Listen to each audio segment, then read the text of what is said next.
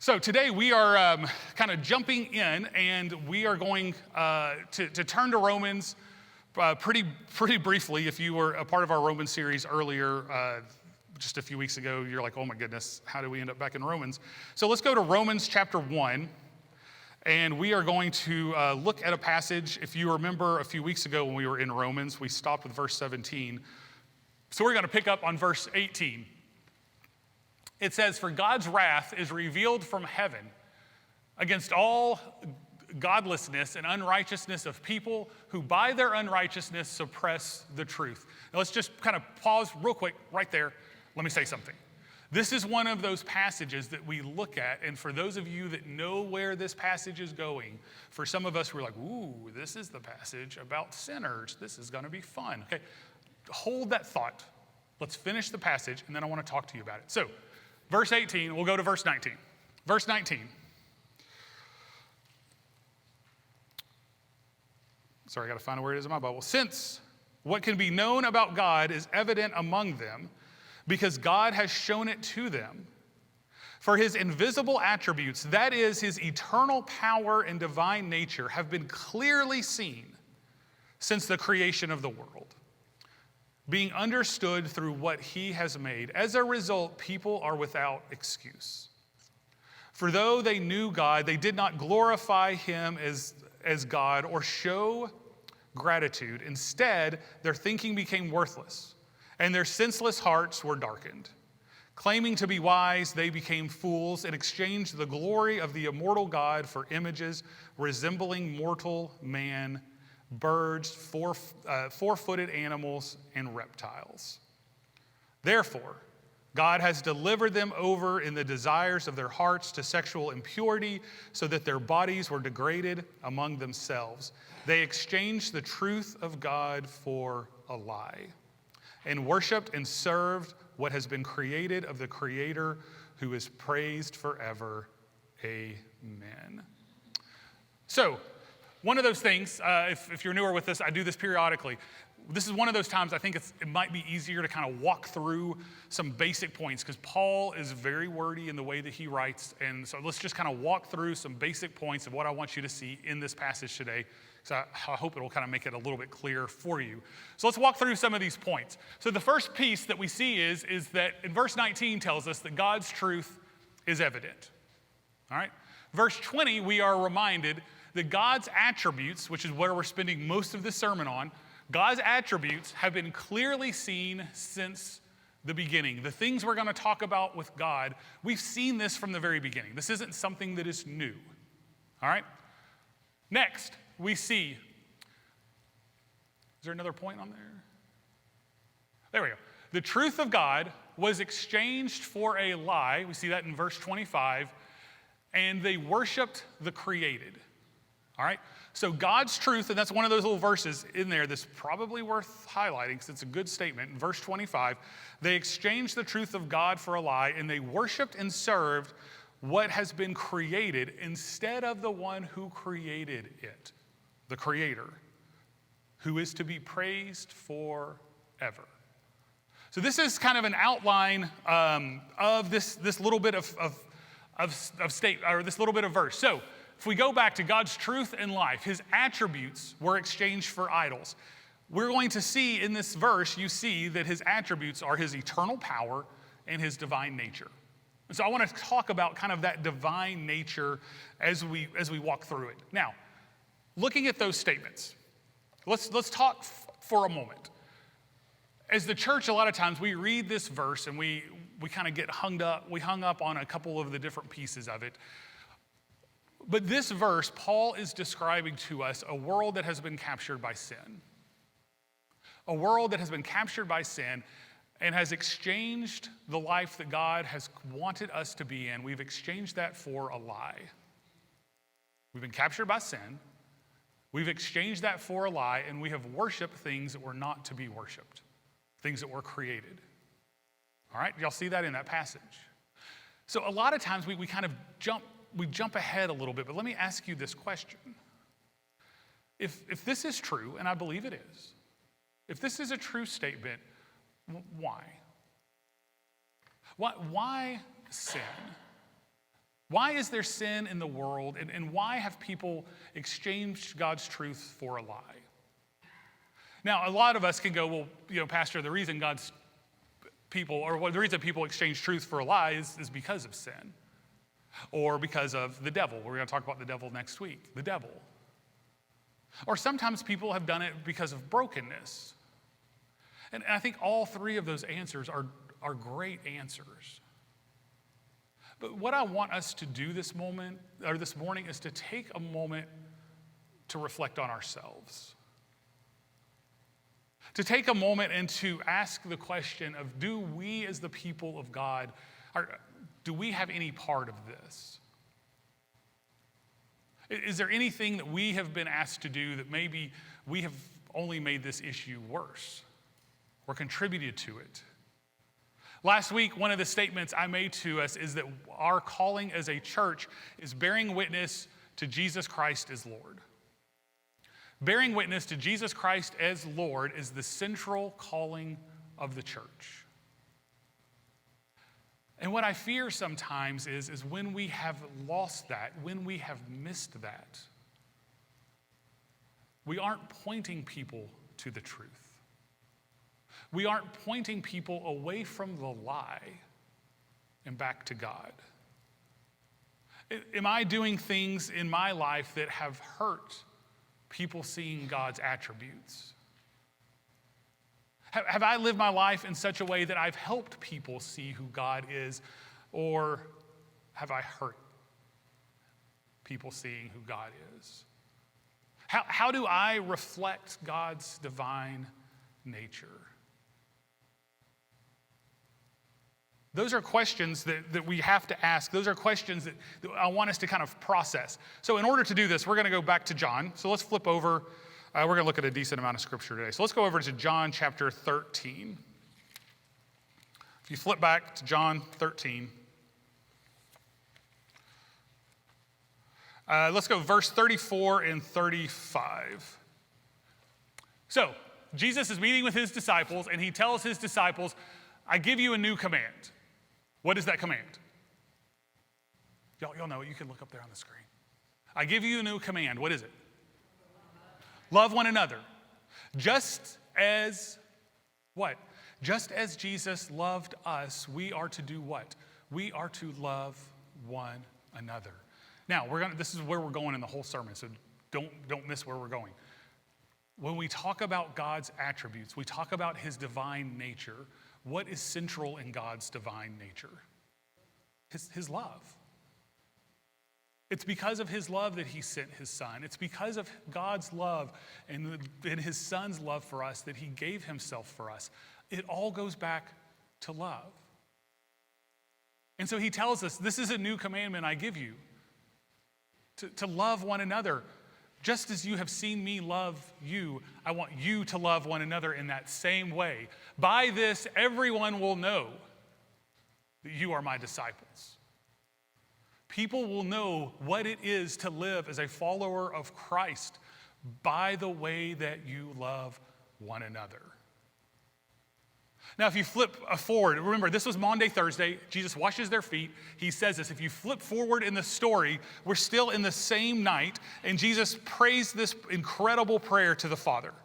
In chapter 17, Jesus is praying to God, and he says, I pray not only for these, but for those who believe in me through their word. So Jesus says, okay, I'm going to pray for my disciples, but I'm not just praying for my disciples. I'm praying for all the disciples that come after these disciples. Okay, who is that? That's us. Jesus is praying for his disciples, and he's praying for us. And this is his prayer, that may they all be one, as you, Father, are in me, and I am in you. May they also be in us, so that the world may believe that you sent me. May we have this unity. May we be together as one, just as God and the Son are one. I have given them the glory you have given me, so that they may be one as we are one. I am in them. You are in me, so that they may be made completely one, that the world may know you have sent me and have loved them as you have loved me. Think for a moment. In this statement, Jesus was sent by God's love. You and I are sent by God's love. I am sent by God's love just as Jesus was sent by God's love. You are sent by God's love just as Jesus was sent by God's love. And so the question I want us to answer this morning, or I want us to kind of begin processing, because I don't know if we can really answer it. But what would my life be like if I fully embraced God's divine attributes that starts with his love and allowed his truth to shine through me? The goal of this is not so that everybody says, look how great John is, or look how great Christopher is. The goal of this is that the world sees the truth of God. They see what it is to be a disciple. They see that what they are worshiping is not what is to be worshiped. What they need to be worshiping is the truth, the one who is the creator. What would my life look like if I fully embraced what God is doing in his divine attributes and allowed that truth to shine through me? That's the question I want us to try to kind of answer this morning. We're not going to fully answer it. I don't know if we have the time to fully answer it, and I think it might take us most of our lives to fully answer it. But let me get you on the right path to answering it. All right, is that fair? So I think this starts with something called the transcendentals. Y'all wanted big words today. The transcendentals. What are the transcendentals? Say that 10 times really fast. It's very fun. So the transcendentals, to transcend is to rise above, to enlarge, to enhance, to expand. And so church fathers told us that there is a group of things that when we look at them, these are the places that we see God, and these are the divine attributes and how we see God in the world. We see God how? Through goodness, through beauty, through truth. And so we ask ourselves questions. Is this good? Is it beautiful? Is it true? And those questions begin to shape our lives when we deal with these questions. If we went back to my whole thing earlier, when we're looking at scripture or we're looking at something, thinking through, does this make sense? Is this part of what it is to be a Christian? We ask ourselves the question, what I believe in, is it good? Is it beautiful? And is it true? And I would argue that if it is something that is within Orthodox Christianity, it is good, it is beautiful, and it is true because God is good, beautiful, and true. So let's kind of take a moment to walk through these for you. And there's going to be a lot of kind of teaching and a lot of notes here, so you can kind of walk through these. But we'll start off with goodness. And what do we mean by goodness? So first off, goodness is that which works for the benefit of another. All right? Goodness is that which works for the benefit of another. But human goodness has one important characteristic. Do y'all know what that is? Love. You see, we're getting back to the same place. That's on purpose. Human goodness has one important characteristic: love. And to love is to will the good of another.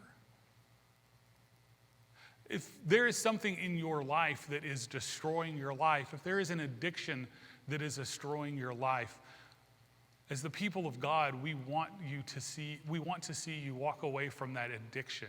Why? Because we know that to love is to will the good of another, and that addiction is not good. And so we want that to be a part of your life. We want that to be out of your life. The last statement on this little piece of it is that sin is the failure to love. Now, some of you might struggle with this. Let me just talk about this very briefly. Sin, and I could spend a whole lot of time talking about this, but I want you to think through this concept. For most of us, we have been taught that sin is a list of things that we don't do. right? We don't do this, we don't do this, we don't do this. That's sin. St. Augustine would tell us, though, that sin, he used a Latin term of incurvatus in se, curved upon yourself, or curved upon itself.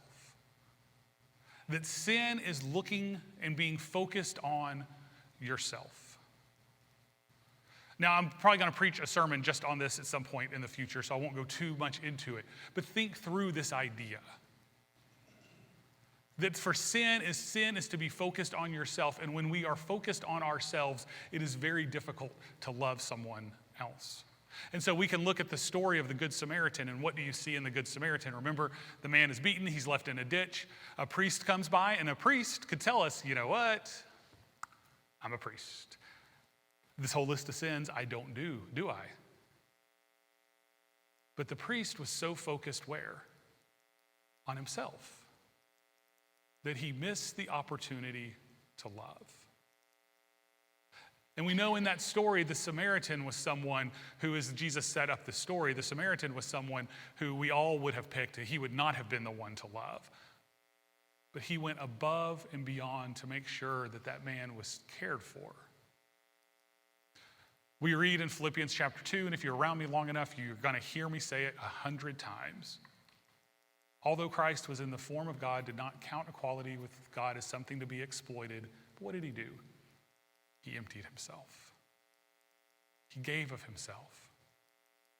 This week, Heather and I were talking, and we got to talking about fasting. And she brought up, there's a passage in Isaiah chapter 58. This isn't on the screen, but in that passage, like a lot of passages in prophecy, it has a part where God speaks, the people respond. And so God speaks in Isaiah 58, and this is what God says.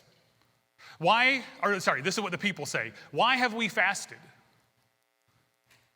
But to not have you see us. We have denied ourselves, and you haven't noticed. And then God says this back. Now, just kind of think that through. We have fasted, and you weren't looking at us. Where were we looking? Ourselves. We did all of this, and you didn't even notice. God, you're supposed to be looking at us, because that's where we're looking. And so what does God say back? Look, do as you please on the day you fast. You do what you want to do on the day you fast, and you oppress your workers. And then he says a little bit later, isn't this the fast I choose, to break the chains of wickedness, to untie the ropes of the yoke, to set the oppressed free, and to tear off the yoke? Is it not that I wanted you to share your bread with the hungry, to bring the poor into your house, to clothe the naked when you see them, and to not ignore your own flesh and blood? And so God turns this right back around and says to them, you're focused on yourself. Now, I'm not against fasting. I think fasting is a wonderful spiritual discipline. But the point of fasting isn't to look at ourselves, it's to look out of ourselves. And God challenges them on this. That we are curved in on ourselves and we miss this.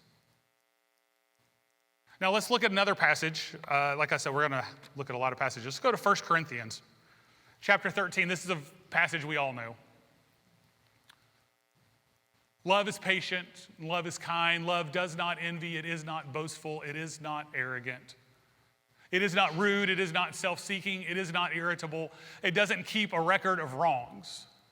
Love finds no joy in unrighteousness, but rejoices in the truth. It bears all things, believes all things, hopes all things, endures all things. Now, hear what's going on here. If love is a part of goodness, do you know what goodness is? Patience. Goodness is kindness. Do you know what is not good? Paul tells us. Envy, boasting, arrogance, rudeness, self-seeking, irritable. Those things are not goodness. And then he tells us in verse 6, love rejoices in the truth. Why? Because the truth is good. There is goodness in truth, and as people of truth, we rejoice in the truth. So let's go to beauty. We're going to pull these together. But let's go to beauty and talk about beauty for a little bit. Beauty is goodness made manifest to the senses. Also, beauty when seen pleases, and goodness when experienced benefits. So let's talk a little bit about beauty. What makes something beautiful? We know the saying, beauty is the eye of the beholder. I would say that's not really true. Augustine, and to go back to Augustine and Aquinas, they gave us kind of some ideas about beauty, and then we're going to apply these. If something is beautiful, we see clarity, we see proportion, we see wholeness, we see harmony, we see these things in beauty. Now, I'll tell you all this. I have not been everywhere in the whole country. I've been a lot of places, but I haven't been everywhere. But I will argue with you that I have stood in the most beautiful place in all of the United States. That I've been there. And I know I haven't been everywhere, but I have stood in the most beautiful place in the entire United States. Y'all know where that is? It's called Tunnel View, and it's in Yosemite National Park. Now, some of you know what that is, some of you don't. I have a picture of it. I don't want to spoil it for you, but if you have ever been there, and I don't want to spoil this, but you can see it on the internet. But the thing that is so incredible about Tunnel View, if you go to Yosemite, you go through the park gate, and you're about 45 minutes from being to the bottom of the valley. So you have these winding roads you go on. You can look across the valley. It's pretty, but it's just pretty. It's not incredible. And then there's a moment where you go through this tunnel, and the tunnel is really, really long. And when you come out of the tunnel, this is where you come out. It is, I will argue, the most beautiful place in all of the United States that you could stand. The single most beautiful place. What makes this beautiful? Well, what makes it beautiful is a few things, and as Aquinas and Augustine would tell us. What makes it beautiful is there is a sense of clarity, there's wholeness, there is proportion, there is harmony. You can look on one side of the valley on the left of what you see, that's El Capitan, which is, if you've seen the movie, just forgot the name of it, Free Solo, that is where Alex Honnold climbs. On the other side of the valley, you can see Bridewell Falls, pretty much right there in the center. You look off in the distance and you see Half Dome, and all of it works in an unbelievable, almost magical way of clarity, of wholeness, of proportion, of harmony. But there's other things that are attributes. Color, shapes, and textures that are a part of what beauty is. These attributes are all important, but they're all important because of their relationship to clarity, to wholeness, to proportion, and to harmony. Why is this important? Because to love is to will the good of another. But to love is also an act of beauty. All good things are also beautiful. All good things are also beautiful. As some of y'all might know, this year, with Scout being in the band and being on color guard, I went to the band director and told him that if he wanted me to, that I would kind of be the videographer for the band, for the Gardner High School band. And so I was on the field, I was doing video, and one of the things that happens if you ever shoot video, or even if you take pictures a lot, you'll kind of know this, is that you're so focused on what's going on in the back of your camera, you miss everything else that's kind of around it.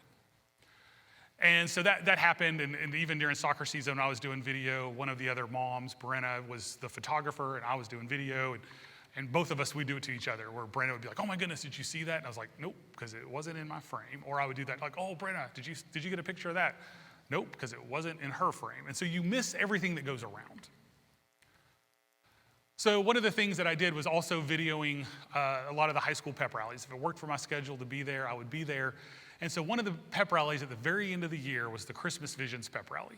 And I'd never been to the Christmas Visions pep rally. It wasn't a football pep rally. It was about raising money for Christmas Visions. And so I went, and the band, it's Christmas time, so the band played music, all of this stuff happened. But part of that assembly was that the senior boys did a dance. So the first group, I didn't know there were two groups, but this first group of senior boys come out, and this, I'm gonna get in trouble for saying this for my wife as well. The first group that came out is not the kids that you want your kids to hang out with. Okay, I'll just say that. And so they did their little dance, yeah, it was all right. Then the next group came out, and these were the boys that you want your kids to be friends with. And they came out, and they did this dance. So let's pause that story, and let me kind of give you another piece of background. Another piece of this is there's a girl she was on the dance team. She graduated this year, and her name is Jaden. And she has a brother named Christopher. They're twins. Christopher has special needs. And as a parent of boy-girl twins, I watch other boy and girl twins and how they interact. And there's quite a few in Jake and Scout's class, Jackson and Lily, and Brody and Marissa, and Jake and Scout. So I watch other boy and girl twins. But Jaden and Christopher were very interesting because you saw someone and how she responded to her special needs twin brother. And every single time I saw her respond to her brother or interact with her brother, it was goodness and beauty. I mean, I don't know what home looks like, but she loves her brother. And everywhere she goes, you can see how much she loves her brother. And so the Christmas Visions pep rally is going along. And there's the senior boys, they're out there doing their dance. And I'm videoing, so I'm watching just what's in my frame. And I hear the student body of Gardendale High School go nuts. And I'm like, what is going on? And so I look outside of my where I'm filming, and I look over, and enters in the corner Santa Claus. Santa Claus comes walking in, and the student body is going nuts. And then I look at Santa Claus a little closer, and it's Christopher.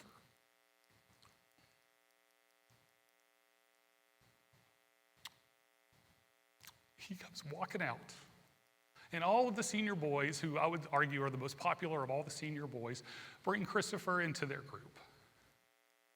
Put their arms around him, and they all attempt to do, the line dance kick thing. They're doing all this, and Christopher's just right there, a part of them. And I sat there with tears rolling down my, not a surprise to anybody, but I sat there crying. Because what I saw was good and beautiful. To not just see something that was good and beautiful, but to see a student body respond to Christopher the way that they responded. They weren't making fun of him, they weren't laughing, they were cheering. For a young man to feel a part, a young man to be a part of what was going on was good, and it was beautiful. And the reason that goodness and beauty are so important is that goodness and beauty and truth point to something. They point to God. That in those moments we see God. In those moments we are reminded that God is the creator of all things.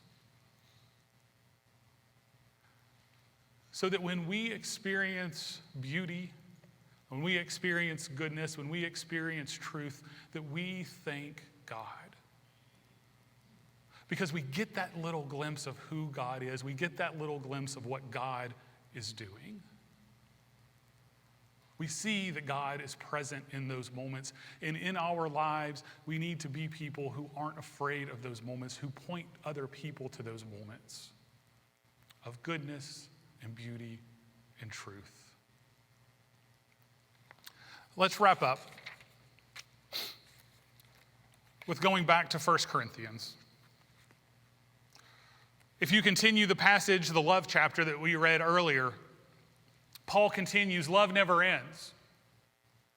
But as for prophecies, they will come to an end. As for tongues, they will cease. As for knowledge, it will come to an end. For we know in part, we prophesy in part. But when the perfect comes, the partial will come to an end. Now let's just pause there. What is his argument here? In the middle of Corinthians, they are arguing about spiritual gifts. This person has the gift of tongues. This person has the gift of prophecy. This person might have the gift of knowledge. And Paul is saying to them, all of these things, prophecy, tongues, knowledge, these aren't the ultimates. In theology, we would call them penultimate. They're second. They're not things that are eternal. And Paul says, you want to focus on the things that aren't eternal, the things that aren't ultimate. But when it's all said and done, when the perfect comes, the partial, those things that are second, they're going to come to an end. So he continues on, verse 11, when I was a child, I spoke like a child, I thought like a child, I reasoned like a child, but when I became a man, I put away childish things. For now, we see only a reflection as in a mirror, but then face to face. For I know in part, but I will be fully known as I will know fully as I am fully known. Now these three remain. Here he goes. Remember, what's Paul's argument? All of these other things, they're second. They don't last. All of these other things that we put all this value in, they don't last. What does last? These three remain: faith, hope, and love. But the greatest of these is love. So what would my life look like? What would your life look like? If the place that I sought life, the place that I sought truth, the place that wrapped up my whole being were in things that last forever. What would my life be like if I fully embraced God's goodness and beauty and allowed his truth to shine through me? What would your life look like? What would our communities look like? What would our workplaces look like if we became people who said, this is the truth and the truth is good, it is beautiful? I'm not going to get bogged down. I'm not going to get lost in the truth that doesn't last forever, or the so-called truth. I'm committing myself to something that is eternal, and it's good, and it's beautiful. My hope and my prayer is for us as a church to be a people as we walk through this series. And this isn't just another series and just another Sunday of just something else that I preached. But that we as the people of God said, we want to be people of the truth, who fully embrace God's goodness and God's beauty. And that in doing so, we allowed his truth and his life to shine through us, that we didn't get lost in the things that don't matter. We didn't get lost in the things that aren't eternal. We didn't get lost in the temporary, but lived in the truth of eternity. Today we're going to close with a song that many of us know, but we're going to close as we have been closing for many weeks. That if you would like a pastor to pray with as we sing, I just invite you. I would ask Randy to come down to this altar if he would be down there. If you just need a pastor to pray with, Randy would be happy to pray with you. If you need this morning to be anointed for healing, whether it's emotional, spiritual, physical, whatever that anointing might be, that I'll be right down at this altar, and I would love the opportunity to be able to pray with you. But some of us too might just need to say, I've lost sight of what's eternal. I've lost sight of what is good and what is beautiful. That passage in Romans, that I might fall into that category, that I've given up serving other things that are idols, that aren't forever. And I need to turn to what is eternal. As we have gone through this, one of the things that I want to continue for you to hear is that we are people who are reminded that truth is not a concept, but we believe that truth has a name, that truth has a mother, That truth has a birth date, a death date, and thanks be to God that truth has a resurrection date. That truth is a person in Jesus Christ, and we are a people who follow him in our lives as the way, the truth, and the life. Let us stand as we sing.